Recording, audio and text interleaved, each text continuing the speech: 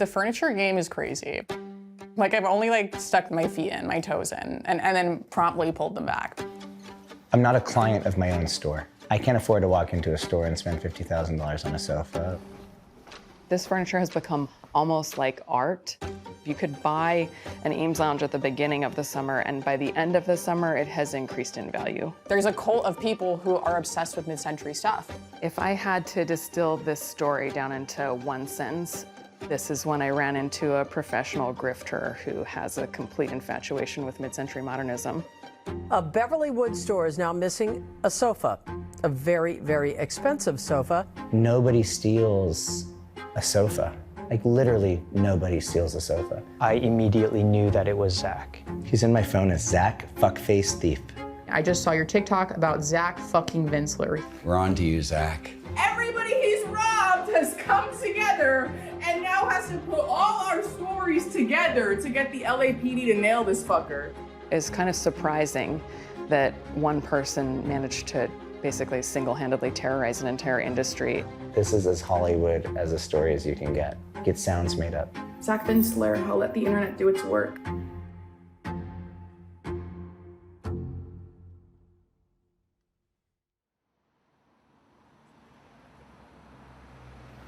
A lot of people were nervous to go on the record about this story. Why did you agree to sit down with us? I'm happy to.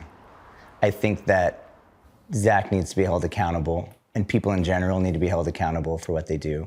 And the story is just so bizarre, I just felt like it needs to be shared.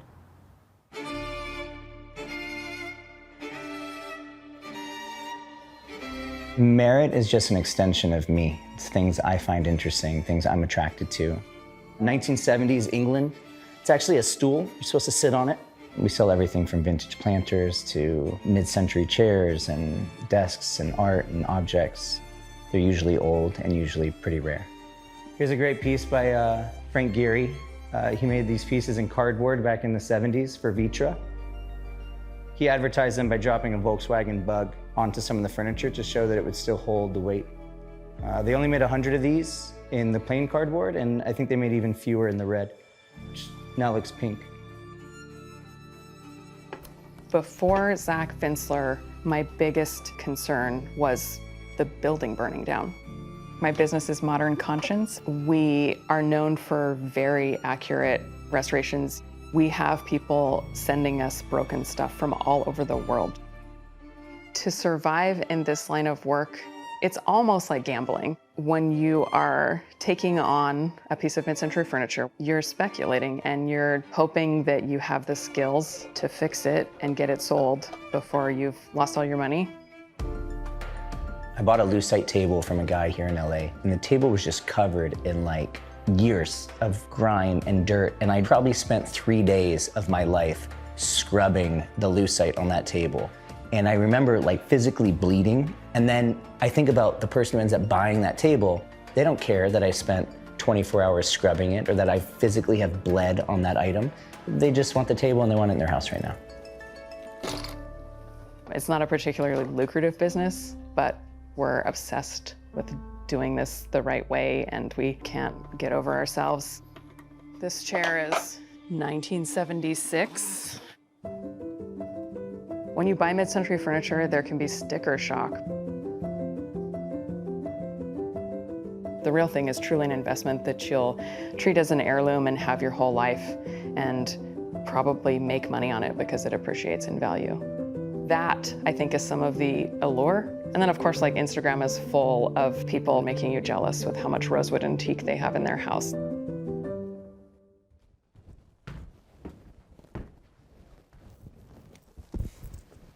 Hi.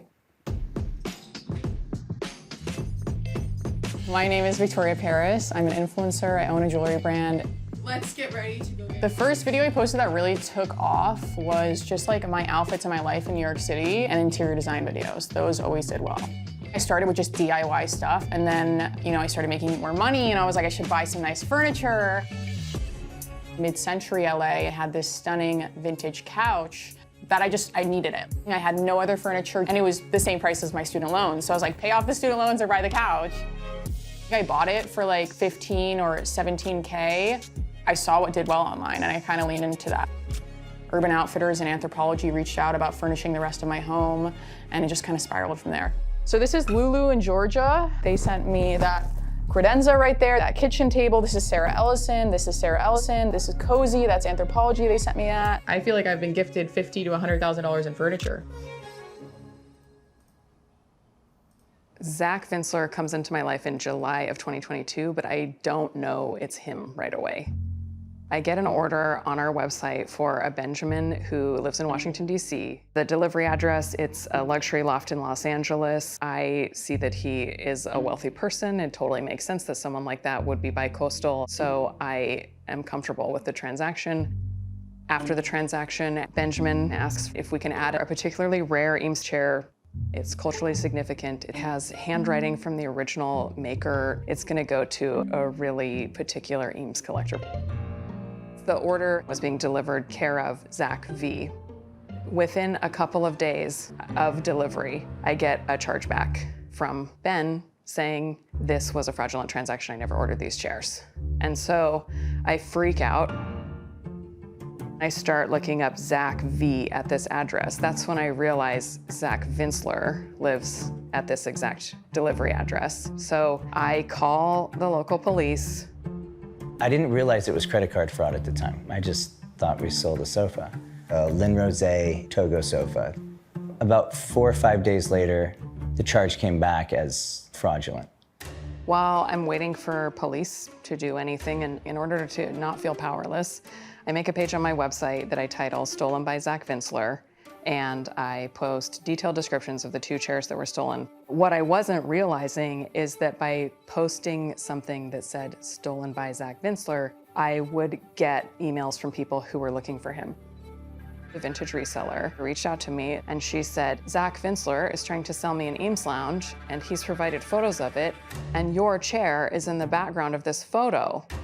That's your chair, right? One thing that happens with wood furniture is trees have grain. Trees grow in unique patterns. Their grain is like a fingerprint, much like people have fingerprints, and no 2 trees have the exact same fingerprint as each other. And you can see the wood grain in the backrest of this chair, and it is the chair he stole from me. We put so much effort into finding this stuff, we know when it's our stuff. Because we know when we saw it the first time from a photo in Belgium that it had that fucking nick right there, and then, so to see it, that's how we know. We had so many people talking about this guy, looking for this guy. There was just bits of information that was coming in. We realized that there was one person buying from multiple dealers using a fraudulent credit card. That person turned out to be Zach Vinsler. So what happens next is I turn it on. Once I knew the address, then I went to that address.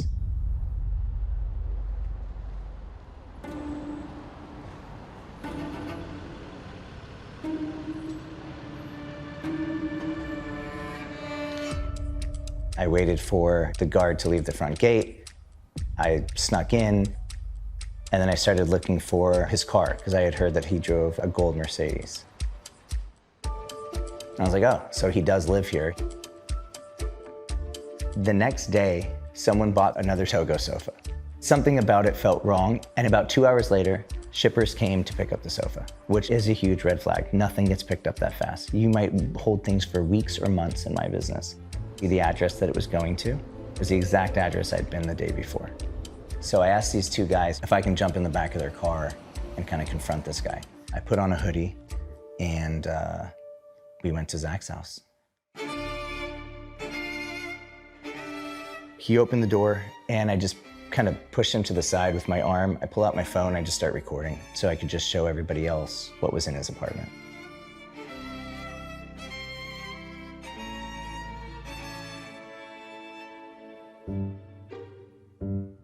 If you remove the stolen pieces that I know are stolen, because I don't know everything that's stolen. Well, these people are saying that it's their goods.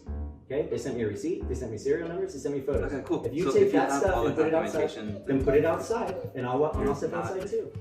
This is a pretty good expression of his whole 3 hours with us. I'm sitting down comfortably, he's looking up into the sky for help. This is principle, bro. The problem with fucking with someone with principle is that they don't give a fuck. They'll do whatever they have to do to make sure it's right. That's me. You are no longer welcome. You guys, You're no longer welcome. Please. So ultimately, the cops came. They said repeatedly that there was no proof that he had stolen anything, and that if anything, he had only received stolen goods, and that I couldn't even prove that. And that was it. You know, they just made us leave the apartment. When I left that day, I texted him and I said, listen, you can deny all you want that you're not the person who gave me that credit card, but you can't deny that you physically have my shit. I want that fucking sofa back, and I want it back at my store at 9 a.m. or we're gonna have a problem. But the next morning, that one sofa did show up back at my store. I thought that that was it, you know? I just thought that the story was over. And then... A Beverly Woods store is now missing a sofa, a very, very expensive sofa. It was a 21-piece set for $58,000. The sofa was a Mahjong sofa by Roche-Beaubois. Each piece is about 40 inches wide, 40 inches tall, 30 to 40 pounds. It was a lot of effort to steal that sofa. I don't believe I know who it is. I know who it is. Who steals a sofa? After police showed up, Paul took to social media and offered a reward, hoping to get it back. There was an anonymous tip that said, exact words, I know who took your sofa. They sent me video footage of him moving my stuff into his apartment. The same apartment I had been when I found out where his place was to begin with. Hey, you piece of shit. That really looks like Zach. It's weird. Then what happens? Then he robs me again.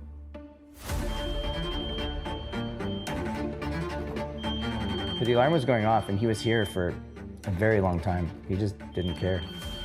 It's just so weird, like look at him shop. He doesn't break anything. He picks the one item he wants out of the case. 2 items, no, 1 item. And closes the case. Nice guy. I have him on video in his own apartment complex, walking down the hallway with my shit. It just felt way more personal. So 2 $8,000 sofas, credit card fraud. You have a $58,000 sofa, and then you have about $150,000 worth of goods. So it was a huge theft. Like, I got the cops the evidence. I did everything I could do to give them what they needed to get this guy.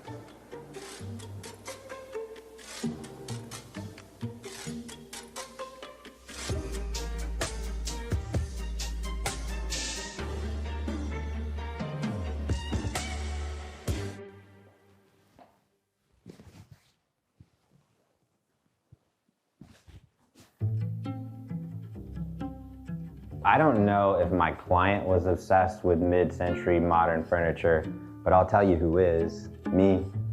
I love it. My name is Arnold Reed II, and I represented Mr. Zach Vinsler in the People of the State of California versus Zach Vinsler. Bail was set at $30,000. The investigators doubled it to $60,000. I fight the bail increase, and I got him out. He was in jail on Thursday, and I had him out by next Wednesday. 2 weeks later, they picked him up again. And I'm getting these charges, and I'm just like, whoa. We went from some fancy furniture that was allegedly stolen to a home that was broken into. Is this the same guy? What is this? So he's also stole furniture. From you? Yes. How? This guy has the best taste of any burglar. No, he stole some really nice pieces. Okay. Sofa bandit. the Eames Lounger bandit, dude. So the owner of that home found that a few lamps were missing. Now, these LED lamps retailed for more than $10,000. So this is not your average lamp. Mr. Vinsler was facing many, many years. We were able to structure a deal where he pled to 2 of the 7 counts, the residential burglary, and then the 7th count concerning the procurement of items using a false ID. And as a result, he was able to get time served. He's able to go home. I haven't spoken to him since, which, fingers crossed, is a really good thing. Guess who cut off all their hair and is now fleeing the country for 2 months? Me, bitch. This is the second time that I've gone to the wrong airport. Had to start running to the ferry so that we would make it. I'm in Antwerp for a week. So 2 years ago, I did my first Euro Summer, and it was a super viral hit. It had gained me a ton of new followers, and I was like, ooh, I need to keep that ball rolling. So I planned another Euro Summer the next year, and I was doing like a countdown. Like, go to Europe, like everybody get excited, like these dates I'm going. Like, I'm so dumb. Like thinking about it now, like I was so fucking stupid. My landlord texted me and he goes, can you call me? We might have a break-in. The back windows to the bathroom are missing. And then he called me and told me I got robbed. Like, he called me and he's like, yeah, no, somebody broke in. And he filled up this big Louis Vuitton duffel and his own tote bag.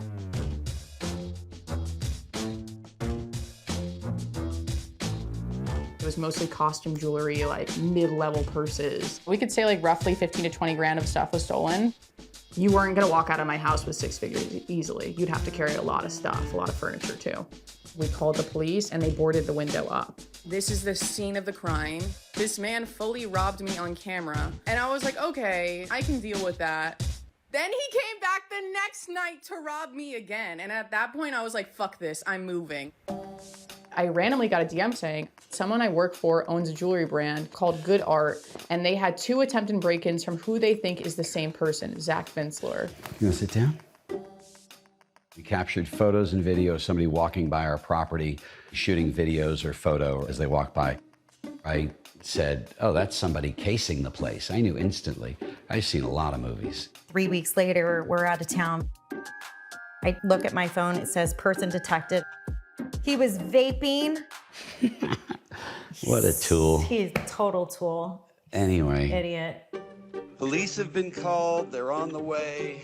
Come inside, you get shot.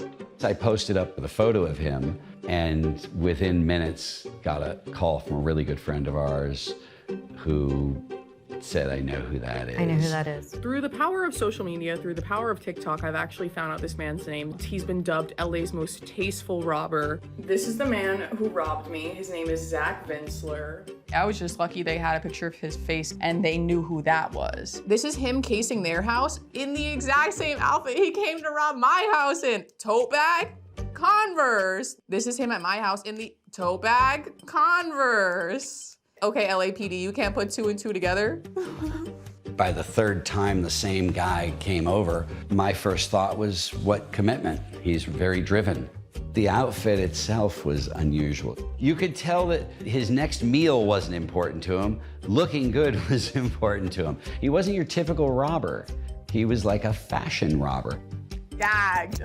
Because if I saw this man on Hinge, I would swipe right? Like, he's an attractive dude. Like, when you Google his name, Zach Vinsler, a whole website titled Stolen by Zach Vinsler shows up. Victoria, how do you know this man's name? How do you know this man's address? Because he robbed his employer!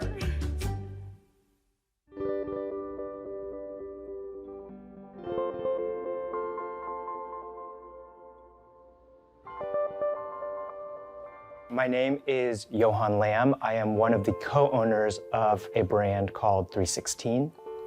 Zach Vinsler worked with our company for 2 years between 2016 and 2018.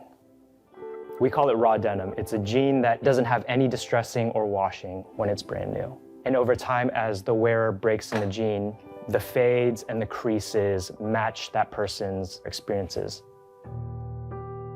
We learned that he had just moved to Los Angeles from the East Coast. He was into fashion, he was into our brand. He started working for us as a freelancer, doing some photography, and then eventually joined as a full-time employee to work in our retail store. He was very quiet, didn't offer up a lot about himself. He had worn a pair of our jeans for a long time, and they looked really beautiful, and so he became sort of well-known for having really well-worn, beautiful-looking jeans. The type of people that get into our brand and the world of raw denim, there are very logical steps into other subcultures or other interests. There are a lot of people that get into coffee, where beans are sourced, motorcycles, a certain style of tattooing, mid-century modern furniture. This is a project that we did with Herman Miller and Eames. Traditionally speaking, Herman Miller will only use leathers that won't change in color over time. So we chose a natural leather that's the exact opposite. It takes stains. If you sit on it with a brand new pair of jeans, the indigo will rub off on the chair. It seems like Zach's interests and potential targets stemmed from his time working with us, learning about prominent makers and artists in different fields. At 316, they would have these parties, and we would go, and apparently Zach worked there at that time, so I'm sure there was an introduction, a high five, a hello. I don't remember meeting him, but I think part of this whole thing, it's related to how tight-knit that community is, because I think we have exceptional friends. Like, if somebody comes near that, you know, it's attractive.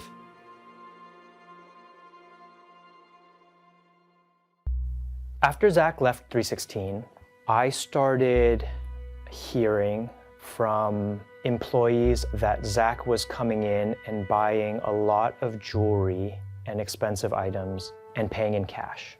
I also heard that Zach was going in and getting tattooed quite a bit by a very prominent Los Angeles-based tattoo artist that's a friend of mine. And there were a number of transactions that were going out of our PayPal account that did not have any sort of clear allocation. PayPal confirmed that they were all going to the same email address and that Zach Vinsler's name was tied to that account. I reached out to the police and provided as much information to the officer as possible. I tried to follow up many times, and after about a year, I think I just gave up. Since posting my robbery video, the amount of people have had reached out to me who have been robbed by the same guy. He's going from one caper to another one, but jumping within the same pond. The pattern is definitely people with good taste. Like, I loved everybody he was burglarizing. It was definitely a vibe. He's a little bling ringer. He is. He wants to be famous. I think he wants to be cool. I have a dating profile photo of him sitting on my sofa that he stole. And it's like, things I can't live without. Daily moisturizer. And he's like sitting on my sofa, you know? Like, it's weird. I think he wants to have the right jacket and bracelet, friends and tattoos and hair and car. And I think he thinks that those things put him into the circle that he was trying to penetrate, I guess.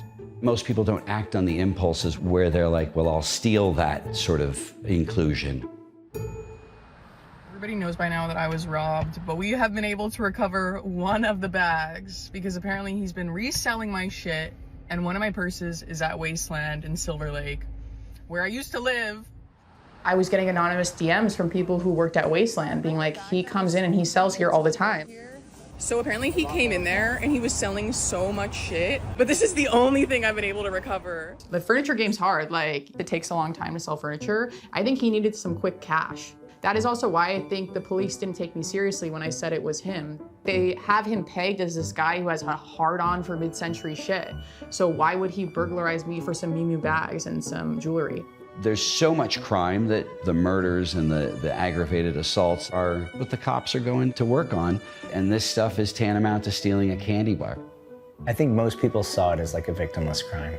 Like, he stole a sofa from an expensive store, like, who cares? But then he started robbing houses. I mean, I think the people who don't do anything about it are the ones that are responsible when he does something worse. So at the very least, I'm doing my part. I just don't understand why you don't have any plan.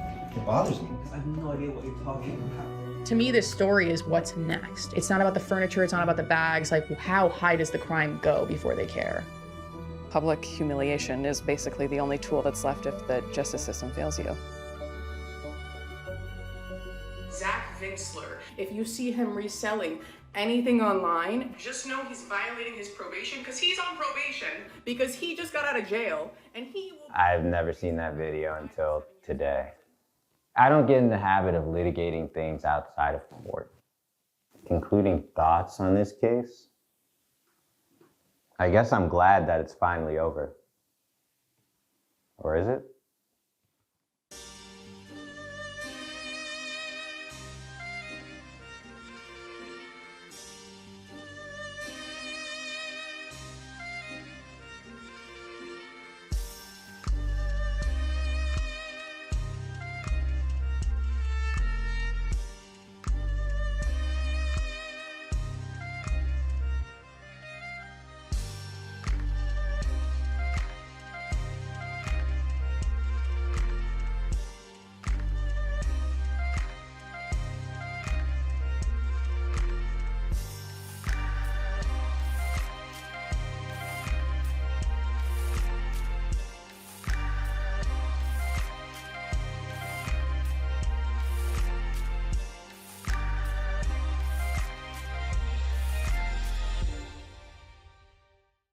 We thank you for watching, and remember, stay updated on breaking news and top stories on the NBC News app or watch live on our YouTube channel.